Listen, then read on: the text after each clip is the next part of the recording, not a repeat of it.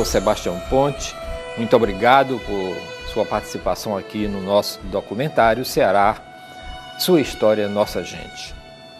Como foi o processo de remodelação urbana e a disciplinarização social porque passou a capital cearense quando começou esse afrancesamento a ponto de ser denominada Fortaleza de Belle Époque? Fortaleza, entre o final do século XIX e começo do século XX, mais precisamente, ou sobretudo, de 1880 a 1925, vivenciou um processo de remodelação urbana e social que decorreu da introdução de equipamentos e serviços urbanos modernos, que Fortaleza até então não tinha. Antes era uma cidade acanhada, na primeira metade do século XIX, inferior a Aracati e Icó, mas que toma um grande impulso expansionista e de crescimento econômico e urbano a partir da exportação de algodão da década de 60, 1860. Esses serviços e equipamentos urbanos modernos era da ordem do bonde, puxado a burro, depois se tornou elétrico em 1912, né? O telégrafo, o telefone, o cinema no começo do século, né? o teatro, José de Alencar, e outros equipamentos que foram introduzidos na cidade, visando lazer, como o passeio público, a remodelação das principais praças da cidade, Praça do Ferreira, da Sé e a Praça Marquês do Herval, hoje Praça José de Alencar, e uma série de outros, né? Introdução de máquinas que causavam sensação na cidade, né? Como a máquina, o kinetoscópio, né? Que era um embrião do cinema. Tá? Então, a cidade modificou-se a partir desses equipamentos, ao mesmo tempo que havia um enriquecimento da sua burguesia industrial, da sua burguesia comercial, melhor falando, de negociantes, que foram construindo sobrados de até 3 andares, coisa que a cidade não tinha antes, ou tinha muitíssimo pouco. Então, todo esse conjunto de equipamentos foi dando um novo rosto à cidade, né? Ela foi tomando com a configuração de uma cidade moderna, de um visual europeu, porque essas fachadas obedeciam aos estilos arquitetônicos então em voga na Europa. Em suma, a Fortaleza que está crescendo, que está se modernizando nesse período, procura tomar como imagem e semelhança cidades como Paris, Londres, que eram a referência de cidade moderna, né? Muito bem, essa é a remodelação urbana de que estamos falando. A remodelação social é porque isso compreende necessariamente uma mudança comportamental, uma mudança na sociedade. Falamos que, né, uma burguesia se enriqueceu, que está embelezando a cidade com seus prédios. Os serviços públicos também estão aformoseando essa mesma cidade com praças e passeios públicos, né, e passeio público, áreas de lazer, e com muitas flores, né, muito jardim, porque esse também era o protótipo de uma cidade moderna, refinada, civilizada, passava também por esses quesitos, né? Mas essa burguesia, então, essa camada, essa elite da cidade, ela, à medida que vai se enriquecendo, vai estreitando o laço com o exterior e também vai se europeizando, né? Vai assumindo condutas ditas civilizadas, refinadas, né? Uma europeização de condutas. E exige da sociedade como um todo um acompanhamento desse novo parâmetro de comportamental, de usos né, da cidade. Então, aí no caso, a classe, o setor que mais vai sofrer com essa nova ordem urbana social em Fortaleza, né, de remodelação, são as camadas populares, né? Porque elas vão ser acusadas, vão ser tidas como bárbaras, como avessas a essa modernização, como anti-higiênicas, propagadoras de doenças contagiosas, né, que não têm a educação para conviver com essa nova cidade, então elas vão precisar passar por esse processo de remodelação social, né? Como foi o processo de asepsia social? Muito bem, então, essa asepsia social passou necessariamente por uma medicalização da cidade, por uma higienização da sociedade. Muitos médicos que foram se formar em medicina na Bahia e no Rio de Janeiro voltaram para Fortaleza e aqui colocaram em prática, né, estratégias de higienização urbana, né, de higienização social.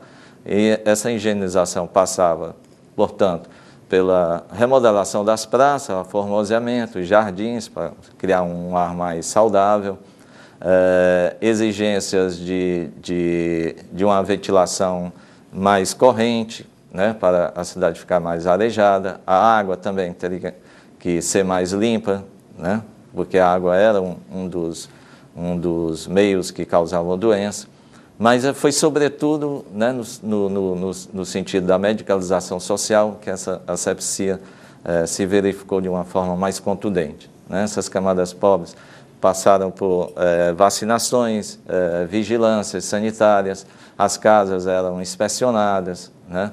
O modo de vida deles eram censurados, né? O uso do quintal com a cacimba ao lado, jogar o lixo ali perto, que podia contaminar a água da cacimba. Toda uma série de fatores foram observados no sentido de controlar, né, medicamente essa população. As correntes francesas de pensamento filosófico, científico e estilo literário influenciaram a produção intelectual da época? Sim, influenciaram, né, e de forma bastante intensa. A gente percebe que aqui em Fortaleza, em 1873, nós temos a Academia Francesa. A Academia Francesa do Ceará era constituída de jovens que foram estudar Direito, né, em Recife, que voltaram para Fortaleza, e que aqui trouxeram essas novas ideias que estavam invadindo os meios urbanos e intelectuais do Brasil a partir de 1870. Né? O positivismo, o contismo, a variante do positivismo, o evolucionismo, o darwinismo, né? Tudo isso né, penetrou fundo nas mentes dessa nova geração de intelectuais brasileiros, e aqui no Ceará não foi diferente. Então a Academia Francesa é assim a inauguração, né, a introdução desse novo ideário filosófico aqui em Fortaleza, e necessariamente entra em choque com o domínio intelectual, espiritual, né, educacional da igreja, até então vigente, né?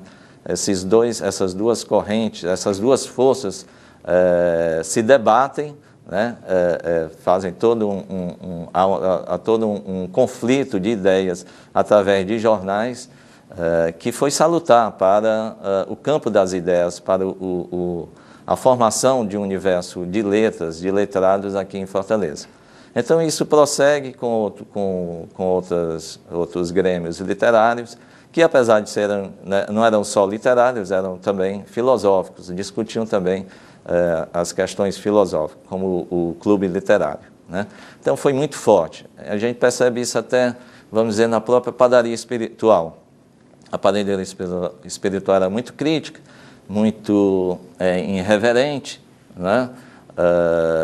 E até parece assim subversiva por se declarar contra, por exemplo, a burguesia, a polícia, o clero. Mas qual era, né, os fundamentos filosófico-políticos da padaria? Não sabemos exatamente, porque eles não revelam isso nos seus escritos no jornal Pão. Mas como o caldo de cultura do período dessas ideias filosóficas materialistas, positivistas, evolucionistas, quero crer que muitos da padaria foram também assimilados por essas ideias, né? Só que eles levaram a um ponto mais crítico, quase beirando assim, um esquerdismo aqui em Fortaleza. Como foi a febre de bater fotos na sociedade de Fortaleza da época? Muito bem, a febre era no mundo todo, né? Pelo menos no mundo ocidental, a fotografia, né, aconteceu a partir de meados do século XIX e rapidamente se espalhou, porque é uma coisa que atinge, né, essa questão da estética, do imaginário, de eternizar um momento. Então isso foi uma coisa mágica, realmente, né? E Fortaleza, à medida que estava se urbanizando, se modernizando, não podia ficar de fora dessa contaminação, né, da febre pela fotografia. A gente percebe, inclusive, que havia fotógrafos estrangeiros aqui, né? Niels Olsen, o fotógrafo dinamarquês, acaba vindo para cá, para Fortaleza, né? Perambula aqui pelo Nordeste e se fixa aqui, constitui família, falece, né? Fica aqui, né? E tínhamos fotógrafos que usavam o nome francês, mas que não eram franceses, eram cearenses, porque a moda, né? O que parecia ser moderno era que fosse francês, então eles assumiram nomes franceses, o Moura Quinault e o como é que é o nome do outro, não sei o que, Bandier, né? Na verdade eram cearenses. Então, Fortaleza está, né, como eu falei, se aformoseando, assumindo um novo rosto, e as pessoas também. Então, a fotografia caiu em cheio para uma sociedade que estava descobrindo o belo, que estava entusiasmado com aquelas transformações que Fortaleza estava passando, né? Que, portanto, queria demonstrar isso. Aí você vê como é interessante, né? Não só as pessoas procuram os estúdios para bater as fotos e eternizar aqueles momentos de suas vidas, como a própria cidade também se tornou um objeto do desejo fotográfico, né? Porque em 1908 sai um álbum de vistas de Fortaleza, publicado, né, financiado pela Casa Boris, né, dos irmãos Boris Freres, que é editado em Nantes, na França, e que é todo sobre Fortaleza. E como é um álbum de fotografia, ele não tem nada escrito, a não ser a legenda daqueles espaços, daqueles equipamentos que eu falei que Fortaleza estava tendo.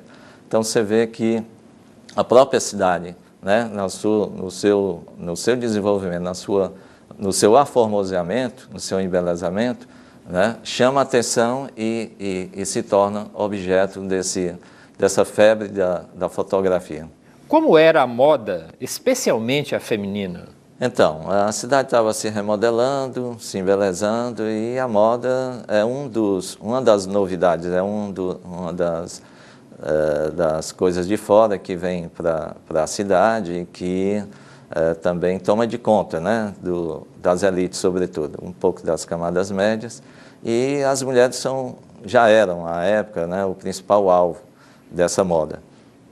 Então, havia na cidade jornais e revistas, inclusive estrangeiras, que informavam, né, ao fortalezense quais eram as últimas tendências em Paris, sobretudo, né?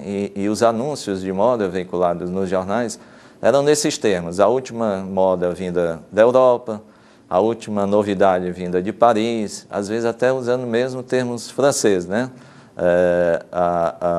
A moda recém-chegada no dernier bateau, ou seja, no último navio. Quer dizer, estar em dia com a moda era estar em dia com o que o último navio trouxe, porque a moda, os livros, né, todos esses equipamentos, as ideias vinham de navio, né? Vinham de navio da Europa. Então, os navios que vinham do velho continente eram aguardados com muita ansiedade, né? Seja pelo livreiro, seja pelo intelectual, seja pelo comerciante, até pelos poucos industriais que tinha na cidade, e também por aqueles que acompanhavam a moda, né? As mulheres e os maridos que teriam que fazer a compra para as mulheres, né? As mulheres na época realmente não trabalhavam. Mais adiante elas vão reivindicar, né, trabalho, vão reivindicar participar do mercado de trabalho e também né, a participação política, etc. Tá? A moda, vamos diferenciar, nesse final de século, é uma moda sobretudo da saia balão, né, usada em festas, evidentemente, né, para uso de passeio, pelas praças, ou para ir uma confeitaria Maison Art Nouveau, que era um espaço que as mulheres poderiam frequentar, né, por ser uma confeitaria, e os cafés ficavam mais para os homens, né, e o passeio público, sobretudo, né, que era um espaço privilegiado para o desfile de elegantes, e aí a mulher era super bem-vinda, era ali que ela desfilava esses últimos modelitos. Então, no final do século, o que está prevalecendo em termos de moda, o espartilho, que não é uma coisa nova, mas continua vigente, porque cria o efeito da cintura fina, e a saia balão, usada sobretudo nas festas, como eu já falei, né? Porque ela é interessante, porque ao mesmo tempo que ela afasta, ela atrai, né? Ela afasta por ser rodada, então ela, né, tem uma largura que faz com que o homem fique mais distante. Mas ela atrai porque ela, sendo de balão, ela vai um pouco para frente, um pouco para trás. E isso permite, aqui e acolá, vislumbrar um pouquinho dos seus tornozelos, que era o que os homens na época podiam ver do corpo da mulher e que vibravam quando conseguiam ver. Quando a mulher subia o bonde, por exemplo, aí, né, nesse caso, tinha que mostrar um pouco do tornozelo. Não era à toa que ficava uma rapaziada ali, um pouco por perto dos bondes, né? Como não querendo nada e querendo por ali para ver isso, né? Bom, então, essa moda ela vai modificar radicalmente nos anos 20. Né? Os anos 20 foram assim, turbulentos e cheios de grandes novidades. Aí a moda não é mais o espartilho nem a saia balão, muito pelo contrário. É uma moda que encurta os vestidos até os joelhos, né? Tira as mangas dos vestidos das mulheres, então as mulheres passam a mostrar as pernas e os braços, se bem que as pernas eram recobertas por meias, né? Mas mesmo assim foi uma moda, né, chocante, né? Muita gente se revoltou, sobretudo, né, claro, pais, noivos e maridos e namoradas, mas as mulheres foram em frente e mantiveram. E outra coisa, não só encurtaram os vestidos, como encurtaram também o cabelo. Aquelas longas madeixas que vinham desde os tempos antigos, de Eva, etc., né? Aí caiu por terra também, né? As mulheres passaram a adotar o estilo à la garçonne, né? Estilo a rapazinho, né? O corte também chamado de Chanel, um pouco mais comprido, que é tudo isso dos anos 20. Evidentemente, como as outras, essa moda também veio de Paris, veio da Europa, né? Mas que foi acompanhada devidamente e com muita coragem pelas cearenses. O senhor poderia falar um pouco sobre o café Java? Sim, com muito prazer. O café Java, ele é um dos 4 cafés que surgem na década de 80 na Praça do Ferreira, né? É um toque de afrancesamento na cidade, né? Como tudo, o moderno tem que ter referência francesa, criam-se, portanto, constroem-se esses cafés em estilo chalé francês nos 4 cantos da Praça do Ferreira. E um deles é o Java. Não é o maior, né? O maior era o Café do Comércio, né? Tinha uma parte, né? Um pavimento superior, mas acabou sendo o mais famoso, o mais atraente, sobretudo para a boemia intelectual de Fortaleza, né? Então, por isso que nas mesas do Café Java, eles tinham mesas ao ar livre, como os cafés franceses, né? E ali em 1892, no início de 1892, alguns rapazes, né, literatos, mais uma vez sentaram-se à mesa do Café Java e tiveram a brilhante ideia de criar um grêmio cultural, não só literário, mas cultural, que fosse absolutamente diferente de tudo que existisse, né, que não fosse burocrático, que não reproduzisse aquelas convenções das academias literárias, né, que fosse escandalosa, que tivesse repercussão lá fora, que sacudisse Fortaleza, que foi a padaria espiritual, né, o Antônio Salles e um pequeno grupo de futuros padeiros espirituais. Aí o Java ganhou muita fama a partir da padaria espiritual, não só porque a padaria nasceu lá, mas como o seu proprietário, o Mané Coco, era um entusiasta da padaria, né? Então, e isso a gente deve dar o devido destaque, porque a padaria realmente né, foi muito irreverente, foi muito debochada, e ficar ao lado da padaria era assumi-la e aguentar toda uma pressão vinda da burguesia, da polícia, do clero, né, poderes que a padaria se colocou desde o primeiro momento contrário, né?